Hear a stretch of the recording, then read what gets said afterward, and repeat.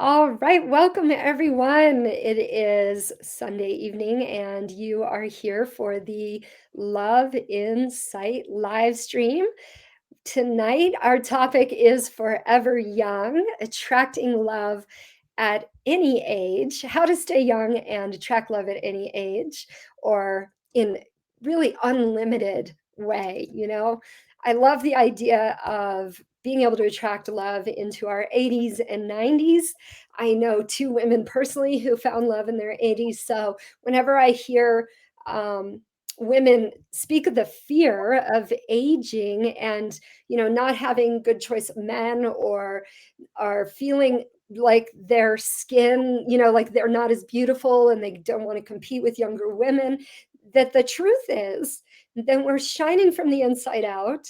That when we know these kind of how to connect with true beauty, that we don't have to worry about these kind of things. And I think for a lot of women, that is a relief. So we'll be talking about that tonight. I am hosting my good friend, Alline Arguelles. She is an Ayurvedic wellness and beauty advisor and has lots and lots of experience in yogic and Ayurvedic wisdom. Let me tell you, Ayurveda is the science of life. It comes from India. It is 5,000 years old. So welcome. Alline, it's so great to have you here. I think that this is a very juicy topic. Wouldn't Thank you agree? you. Thank you, Kristin. I'm so glad to join you. This is something that I love to talk about. I've been teaching workshops specifically on aging well for about 5 years now, and it's a personal passion project of mine. I have a lot of longevity in my family history, and I'm sure I'll be here for many, many years. And so I'm just personally very interested in all of the ways that we stay young and stay vibrant, and understanding all about it. Oh, I love that. So you have some good genes in your family. And how old are some of the elders in your family? So I had my great great grandmother who was born in 1830 and lived to be 90 years old. But also, like on my mother's side, all the great grands, the grandmothers, my grandmother lived to be 94. Mhm. So they all lived well into their 90s. And so at a young age, I just felt like it was important to think a lot about quality of life and how we best arrive in every stage of our life. Yeah, I love that you speak of every stage of our life. And I think that that's probably one of the secrets to aging well is to recognizing that we have stages and not to resist them, but to embrace them and understand them so that we can thrive in any stage, right? You think Yes. you think about the fact that, you know, these these family members are living to their 90s, and if you're in your 40s or 50s, you're almost only halfway through, right? So we want the next 40, 50 years to be magnificent, right? To be some of Yeah, the best years of our life because all the wisdom we've gained up to this point, hopefully we can put it to good use and get more out of absolutely. life. Yeah. I think that it's important to have a good understanding of the aging process. As I was first getting exposed in esthetician school and massage therapy school and learning all about anatomy and the human body, really learned a lot about aging in and of itself, and the fact that we have some physiological aspects to aging. There are some things that are what we call intrinsic to aging, that are going to happen, sort of, you might say, no matter what. You can't really do anything about the existence of gravity, and the years of gravity and their impact on your body. You can't control your cells, although if you pay attention to what's coming out of Chopra these days, there's a lot of talk about how we may be able to learn to impact things on a cellular level. But there's definitely a lot of components of aging that are what we call extrinsic or outside of our physiology. And there's a lot of ways where we can control and we can make the right kind of choices. And I think a lot of times some people think that focusing on aging well or anti-aging is kind of a negative connotation. Of course, it's something that we all want, whether we think it's a negative connotation or not. But there is a real kind of cultural biological component to this because when we were more of like a tribe style type of culture, we needed the appearance of health to signal to the rest of our tribe, that we were healthy.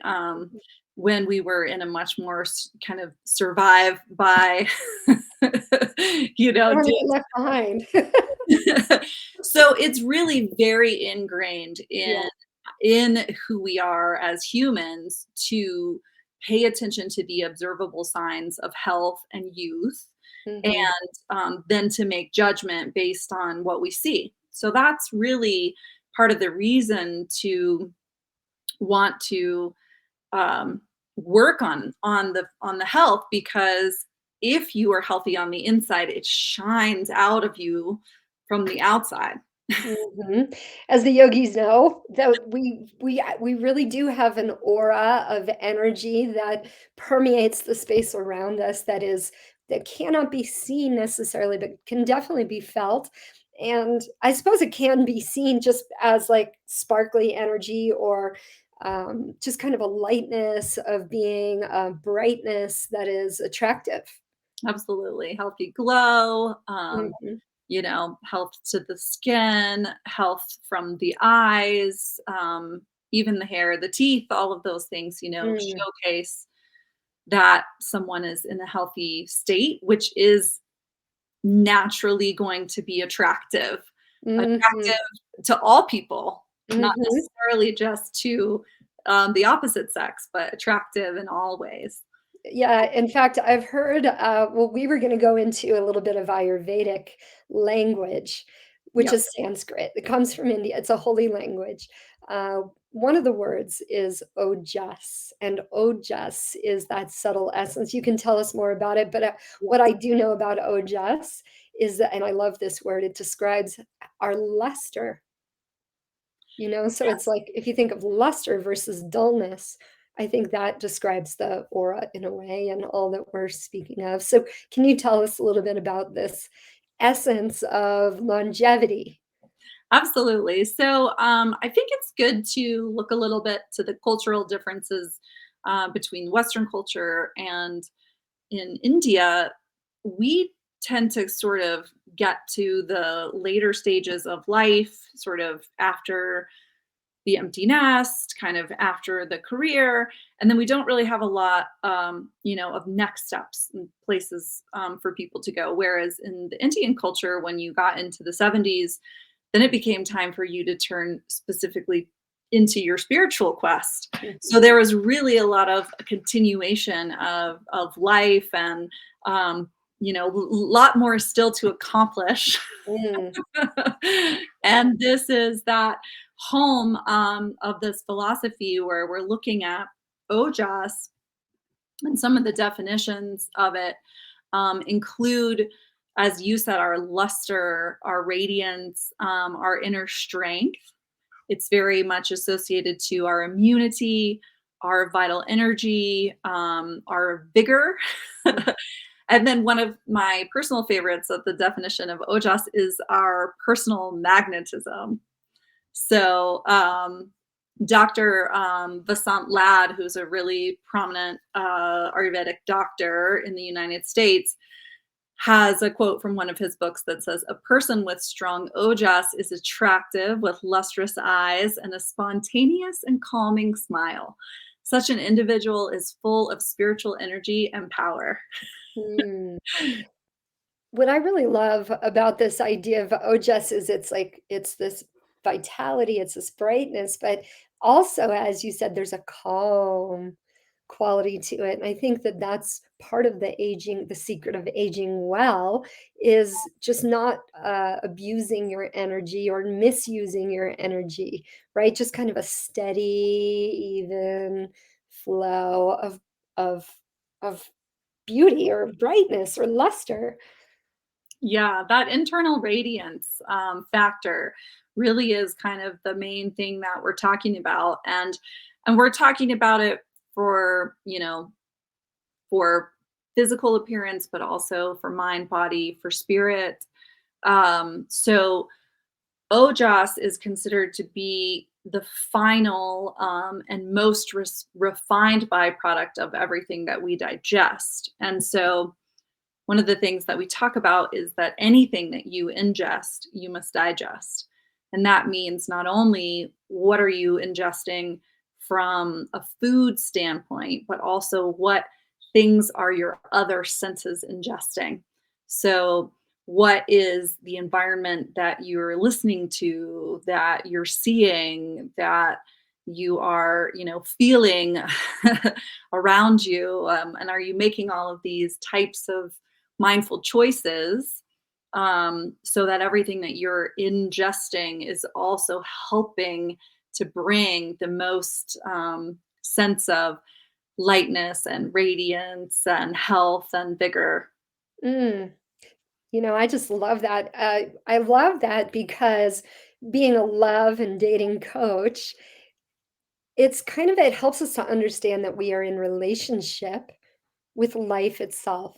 And every moment, every choice that we make leads us down the path of where we will, end up in a way. And um, if this could be a relationship of conscious loving choice and really like realizing that it's not, so many of us I think take for granted all that is coming at us, right, daily, and we don't realize how it's affecting us and turning us into the final byproduct, if you will. So tell us more about that. You're going to give us numerous tips on how to actually cultivate just make these good choices for ourselves so that we can age beautifully and attract and build magnetism. So we're so excited to hear more.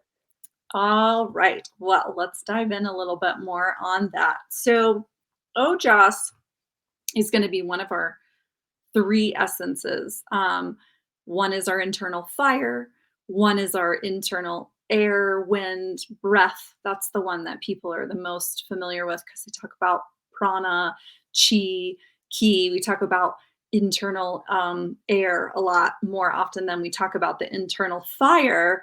And then the ojas, which could be related to like the internal sap.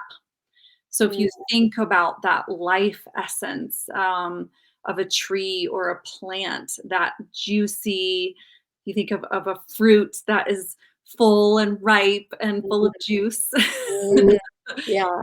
So ojas is like that internal sap or that internal juice that you find in nature. Mhm. So thinking about all of the ways that we can be juicy. Bring it on. I'm all for that.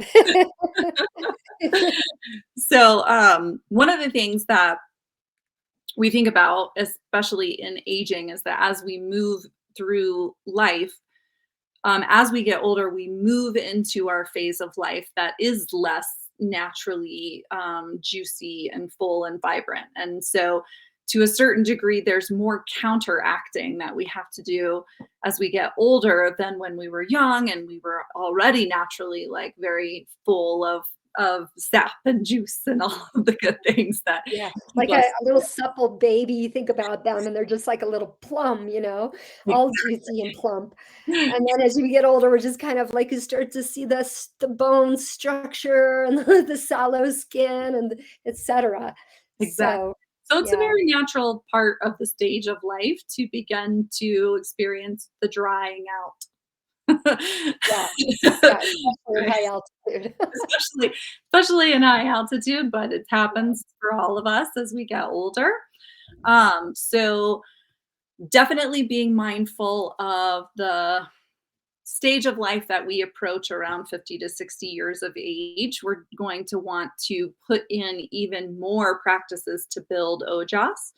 Mhm. But even when we're younger than that, we can build these practices into our daily routine to help us establish a solid daily rituals and also help keep that Mhm. ojas burning, that oil in the body going longer into our life as we go forward.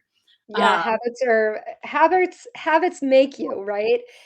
So start establishing those good habits at a younger age, and you'll actually start to appreciate the relationship with life force that we were speaking of as in a way that maybe you wouldn't appreciate if you weren't aware of this and start Absolutely. to develop these habits. So that's a I'm good always tip. like, "Oh, they have an expression about that, like, youth is wasted on the young." It's like, "Oh, if you Right? only knew, the younger that you could have known all the great things that you would have done, you would have started doing them so much younger," but It's just so true. start where you are today. That's right. That's right. It's never too late. It's Never never too too late. late. Yeah. Start where you are today and start to pick it up. So, Kristen, before we talk too much about specifically building ojas, I'd love to touch on the topic of the opposite of ojas, which is Mhm. something I know you know a lot about because Mhm. I've heard many teachings from you about ama, um, Mhm. or the term that is used in Ayurveda for toxicity. Mhm. Yeah. And I think of it as, like, just the buildup, it's like sticky buildup. It's like plaque on your teeth or the stuff in the side of the shower that you're like, "Oh, we just gotta get that off." Like, that's kind of the on the inside from whatever it is that we are taking in through our senses, whether it's our food, whether it's our what we're digesting through what we choose to watch or listen to, or that kind of thing actually can cultivate the sticky residue that is hard to process and assimilate and actually blocks us and causes aging.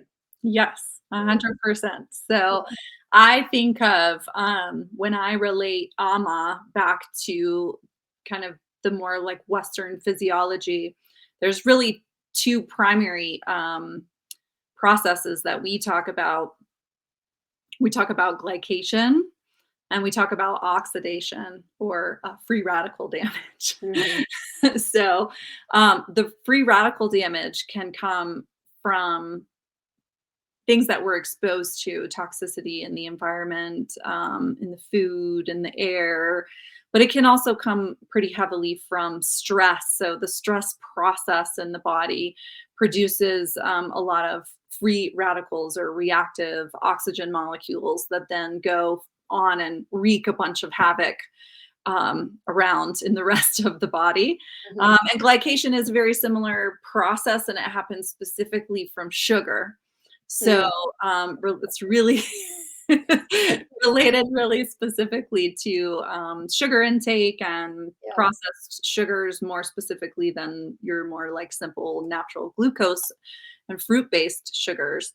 So, our first kind of step before we go to talking about things that build ojas is to say, where can we avoid things that produce ama, produce toxin, produce free radicals in mhm. the body?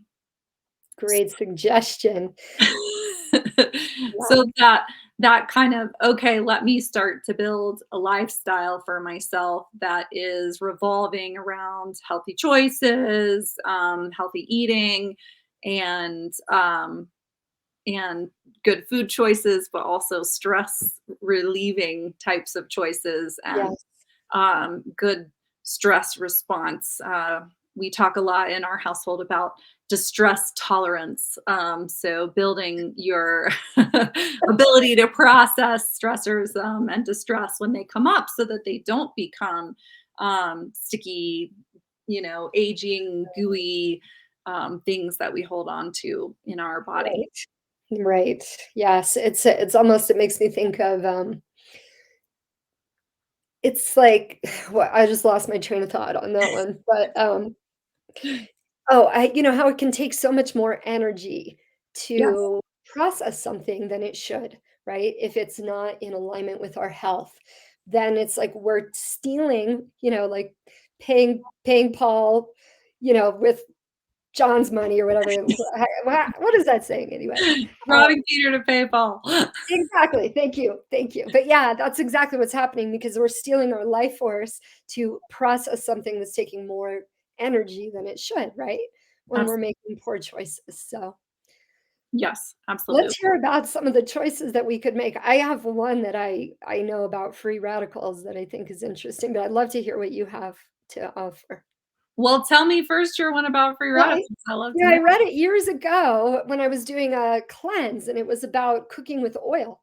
Mm, That actually cooking with oil creates more free radicals, which is damaging to the cells, and therefore it's amazing how easy it is to choose, instead of sautéing something in oil to actually just put broth in and steam it in broth. Or when you're cooking an egg, you can actually just put water in the pan and just kind of, it's sort of more of a poached, but that sort of thing instead of using lots of butter or something. But there is that beautiful clarified butter that Ayurveda, and I'm sure that that was one of your tips. Am I right? yes. Well, I couldn't keep all the tips, but that one is definitely up there. And using our oils, cold, cold pressed or natural or not, not heating them up super hot temperatures or letting them become rancid. So that is super important. We want to use oils in the right way. Mhm. Yes. So I Yes. love that one. That's a really great one for free radicals. Yeah, it's interesting, right? One of the next things that I wanted to talk about in regarding to choices that we could make was about, first of all, just making joyful choices. Mm. Tell us more about that. So taking a little bit of time as you're choosing whatever may be happening in your day-to-day life to step back from the choice, which oftentimes a lot of things that we do are just very habitual. Like, well, I always, get up and I do this same routine, or I do these same things every day, or I eat these same foods pretty regularly. And taking some time to step back and say, does this choice that I'm making, or in some cases choosing not to make, does it bring me a sense of joy? Does it have a joyfulness that feels light in my being? Um, and sometimes we'll notice that things that we very habitually do actually don't feel that great. Hmm. And that could be the first indication of it being time to change some habit. Mhm. um, Yeah. move away. So you're describing maybe a habit that we might have that doesn't feel that good, but we are just so used to doing it that we're not even aware that it's not good for us. Right, like, you're like, "Oh, when I eat this certain food, that's a comforting food," and you have that food, but really after you eat it, you feel bad. Ah, yes, yes. That is a term that I learned when I studied Ayurveda that I loved. That's called VPOC. Have you ever heard that word? Mhm. The after effect. So a lot of times we want that immediate satisfaction or, gratification, but the ultimate outcome is we feel worse than we did before, but we're just trying to cover our pain with something that we think is going to, soothe Y us, and ultimately it just kind of compounds the original problem. Yes. Yeah. So in these sciences, in these Eastern sciences, of course, yoga is a technique, but really any type of exercise, body movement, things that help to improve body awareness, Mhm. but also body work. So massages, energy healing, going to the spa, being in the pool, in the hot tub, anything that helps to get you connecting to the sensations in the body is going to improve your ability to notice how you feel about certain situations, people, foods, movies, hobbies, activities, coworkers. Yeah. I just can't help but go back to the massage thing because I know that a lot of us feel strangely guilty when we get massage, like, or maybe massage is something that should only happen very, rarely when we're really desperate, instead of a Yes, regular practice because either we treats. don't believe we deserve it or it's just a guilty pleasure. But in fact, what you're saying here is that it's so good for our well-being and aging well and being more magnetic and vibrant, ultimately happier, more joyful, that it would be wise to give ourselves permission to feel good. Absolutely. And Yeah. human touch is, one of the senses that is really kind of the least paid attention to, right? We've talked about things you taste, things you hear, things you smell, but having regular human touch, loving touch from partners, friends, from ourselves, from professionals going out and getting body work, doing all of these things actually really heightens our own internal awareness, Mhm. and helps us to make better choices, um, Mhm. and live a better life. No, I think that we could almost just focus on that one thing, because I totally agree, and, as they say, our hands are connected to our heart, and our heart is actually where ojas is created in the body, is what they say, that this is where it's created, so touch is essential, and yeah, it's just amazing how, when I think for single women, a lot of times we may not be getting the touch that we really truly need to feel good, to feel worthy, to feel lovable. Yeah. And so I don't know if you were going to talk about Abhyanga, but for me, when I was single, Abhyanga is that self-massaging practice with oil, with warm oil. And literally, Abhyanga saved me when I was going through some of the hardest times in my life, when I was single, when I felt lonely, right? Lonely is one of the symptoms of low ojas, right? So doing a lot of that self-massage was profound for me. Yes, absolutely. And loneliness is really heavily correlated with our immunity. Mm. Mhm. So, when we're in a place where we're feeling lonely, we're feeling alone, we're missing connection, actually our body's immunity struggles as well to keep us healthy. Mhm. So, it is so important to have healthy touch so that it can bring more boost to the immunity, to the ojas, to the internal vigor. So yes, absolutely. Abhyanga is one of our biggest tips, for things to do. And I know there's so much out there these days on the internet, self-care this, self-care that. And, I saw an article the other day that was like, self-care isn't just, like massages and bubble baths. And I was like, I really kind of strongly disagree because I think that people don't necessarily understand all of the physiological reasons behind all of these things that we consider treats, right? Mhm. That we consider these experiences, to be self-care. If you just look at it from like a very surface level, oh, I'm gonna like, soak in some nice smelling water, maybe that's one thing. But when you really start to understand what happens to your physiology when you're soaking in a warm bath of essential oils and salts,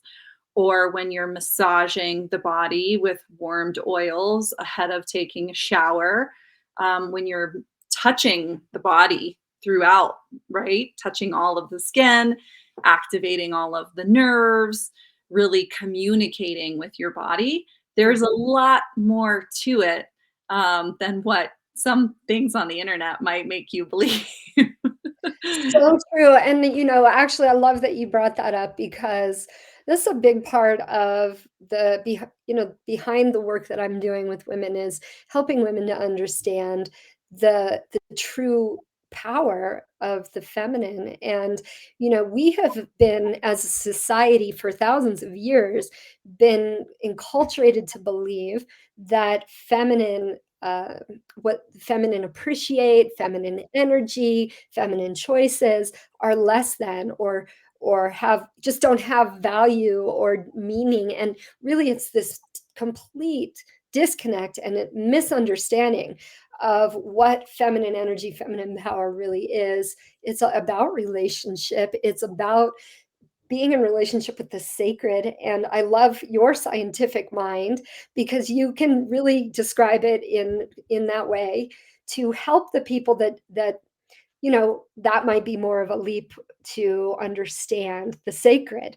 But what is the sacred? But really, that which brings health, that which brings connection, that which allows us to not feel so isolated and separate from life itself, that we are whole and that we matter, and that everything, and there's just, it's so beautiful to me once we start to understand the value of these relationship with these resources of life, such as the elements, water, the light of the sun, fire, the fresh breath or the touch, and all of these aspects that are divine, but they're divine for a reason. Exactly. Yes, exactly. And I think that, if you're out there and you feel a little bit skeptical of, really embracing self-care as a lifestyle, it could be one of those things where it's like, hey, just like fake it till you make it. Just try it. Just give Yeah. it a shot and see how your life is going to be different when you have taken the time to kind of restructure your daily routine around having super healthy self-care rituals, Mm. and spending time on these things. Which brings me to one of my next tips, which is for us to all be more gentle on ourselves. Mm. Mhm. So we tend to kind of over exaggerate that masculine values in our culture. That tends to be, very positively hyped up. This like go go go, push push Yeah. push. Give it all you got. Even as women, in our yoga classes, our workouts, whatever way we choose to work out in our, especially in the summer when it's hot. And what I tend to advise people to do is to actually try to only give 80%. Mhm. And let me tell you, the number of times people are just like, no way, that's impossible for me to do. Yeah. Yeah. Only Oh, like, definitely, because we have that perfectionist, self-flagellator behind, driving that chariot or whatever, and it can be so brutal because so many of us equate our value by what we are producing in life, and the reality is we are enough we as we are. are. And when we push at that 110% and we go, go, go, go, go, and we're burning out and all these things, we're depleting our ojas. So we're actually aging ourselves faster Mhm. because we're depleting our vital essences without replenishing them, without renourishing, right? Without, rebuilding from that deep mind body level. So it's really not doing us any kind of service. Mhm. Which is Uh, another reason to get really tuned into the moon cycle, the feminine cycle. There is a purpose to that cycle. I've yeah. also heard that the masculine cycle really is only 24 hours, that they go through the whole peak of their kind of who they are and what they get done, and then they start again every day. And women, actually, it's 20, what is it, 29 and a half days, every month. And Mhm. go through like these big upswing and then a downswing. And instead of rejecting it or resisting it or trying to push through it, to actually respect that cycle Yeah, and use it in a valuable way, because there is a valuable way to use that kind of time of clearing out and resting. It's very fertile and potent for what we will be creating next if we are mindful. Would you say? I agree 100%. I think there's tons of great research out there. There's tons of great guidance out there about syncing up your life to your monthly cycle. and helping to, you know, live your life in a better alignment with that flow.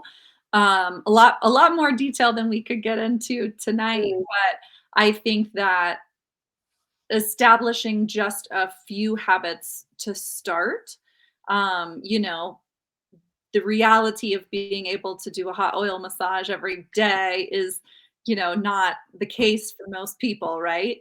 But finding a time and a place to integrate that into your routine. mhm. I learned a good tip from Kate Stillman. Have you heard of her? She's an Mhm, Ayurvedic teacher. She's amazing.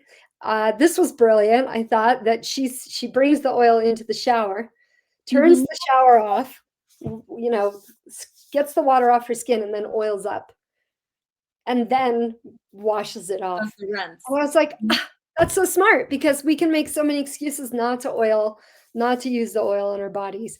mhm. But there is a lot to the Abhyanga. We want to, be mindful. You don't need to use soap afterwards, because it actually has pulling and cleansing qualities, right? So you just wash it off with water and then pat dry with a towel and expect that you're going to go through towels.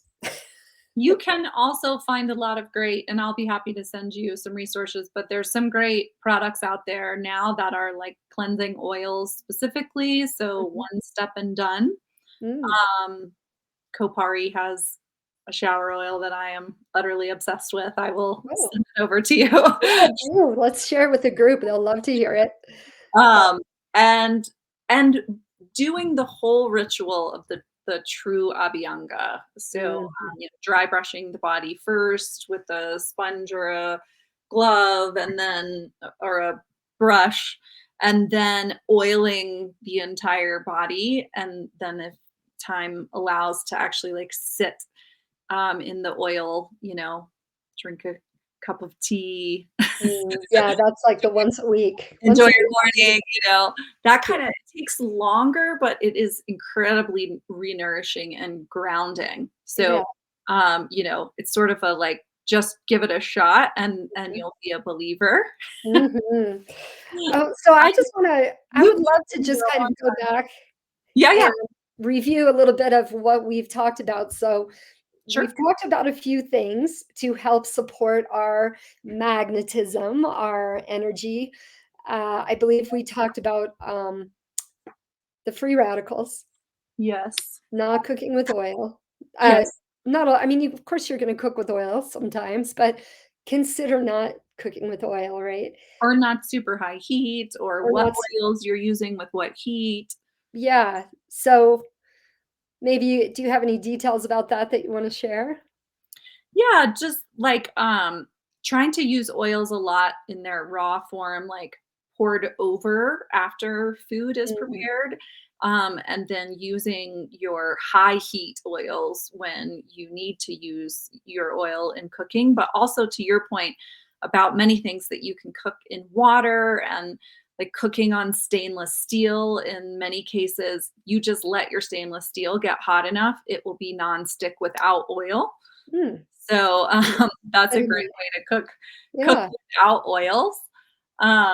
I think we also just touched on it very briefly about eating with, fruits and vegetables more predominantly mhm, helps to build ojas specifically. mm, So versus, proteins and grains, and the other things that you can eat, fruits and vegetables specifically in the diet. yeah, Is really a great way to make sure that you're getting all of those building blocks into the body that you need. mhm, yeah, So get a taste for those greens, just really I know that at a certain point in my life, I just couldn't eat a plate of food that didn't have some green on it, like, you go to those breakfast diners and it's all, like, white foods, it's like hash browns and eggs and toast, and you're like, "But where are the greens?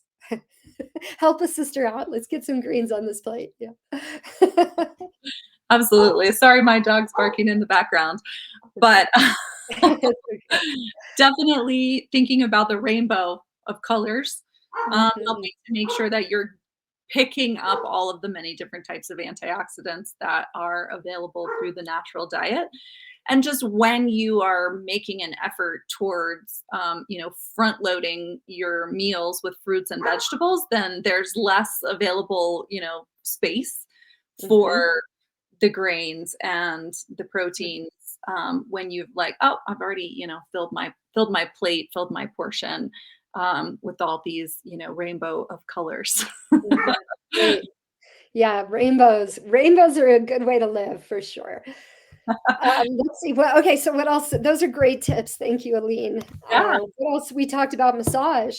we talked a lot about Giving massage. ourselves permission to get massage and all of the wonderful benefits. Get massage. I think we want to talk a little bit about our some easy breakfasts.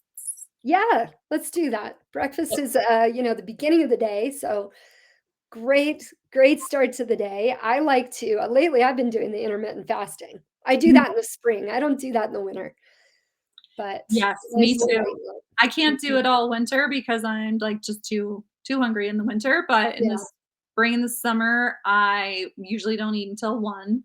Mhm. And 1 o'clock? 1 o'clock, yeah, I do 1 o'clock and I have 2 meals.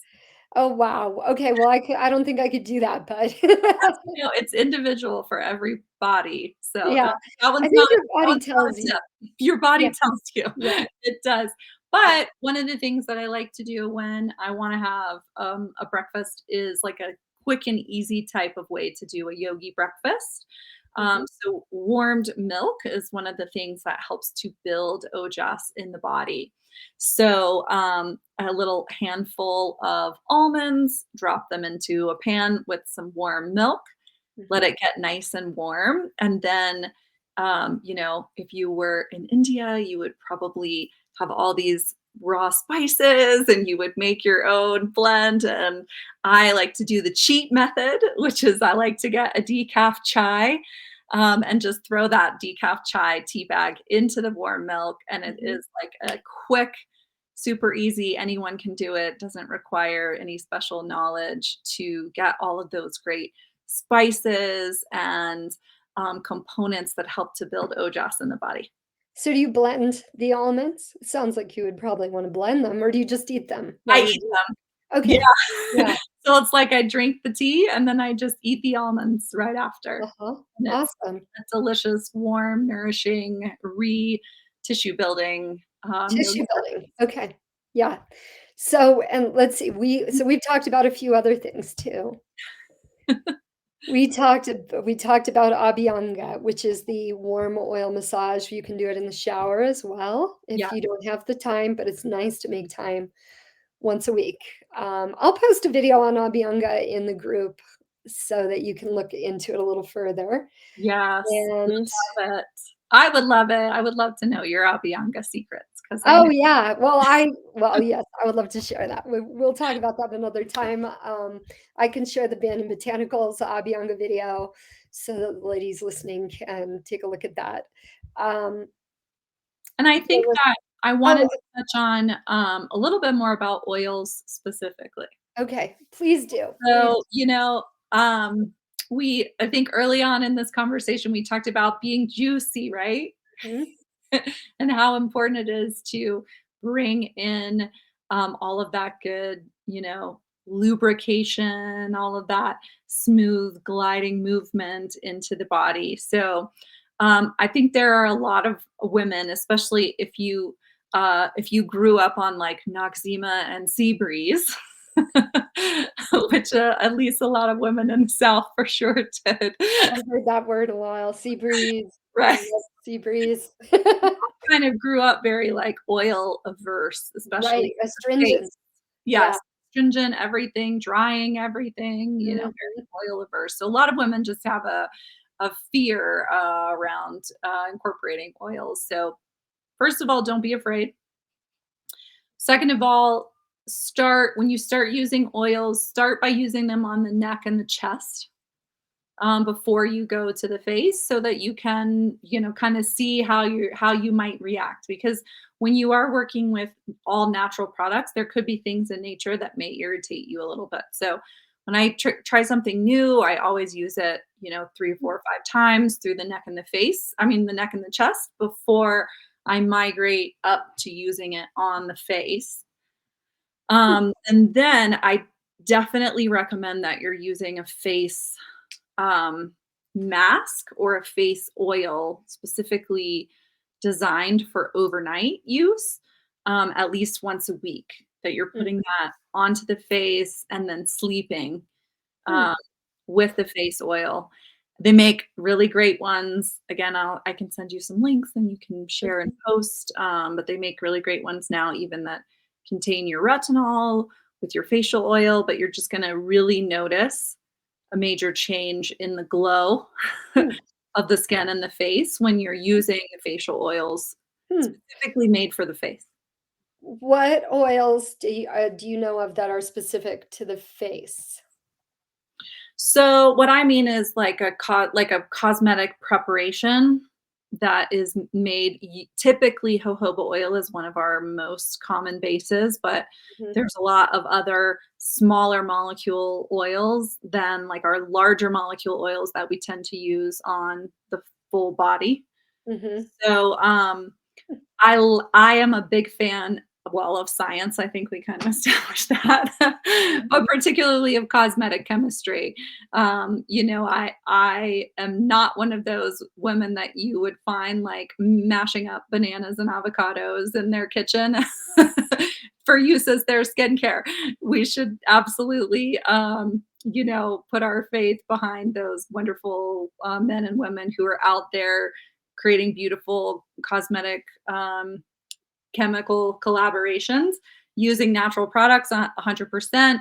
There's just tons and tons and tons of great product out there that's become new in the past decade, 15 years than what used to be available. And a lot of people are just like, oh, like, here's my lotion I've been using since I was 20. I've never made a change.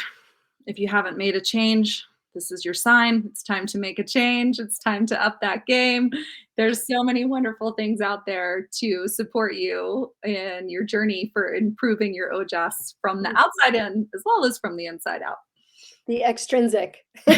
Exactly. Exactly. That's so great. Well, and then before we, wrap it up, I just wanna touch back on the being in joyful relationship and mindful choices about what it is that you're taking in through your senses.